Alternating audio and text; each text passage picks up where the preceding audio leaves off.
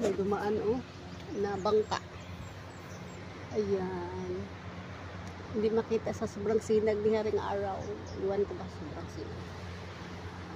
Ayan.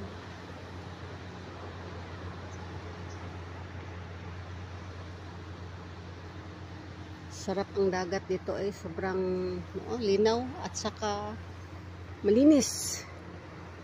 Sarap maligo dagat ay. Pero ako lang man isa, matakot din ako. Tapos mag-alis kami ngayon ni Atty. Gami. Magpunta daw kami sa saan ba 'yun? Iwan ko, parang lake.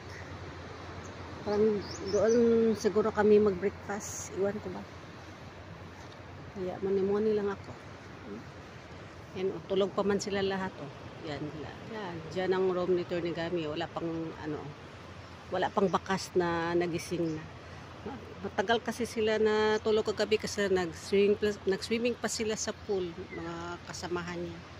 Iwan ko, parang mga 11 o 12 na yun sila nagtapos. Ayan. Si Dylan, pinukaw ko. Walang kasi masakit ang katawan sa kaliligo kahapon. Simula umaga hanggang gabi, ligo ng ligo. Palipat-lipat siya sa dagat at saka sa swimming pool. Ayun tuloy.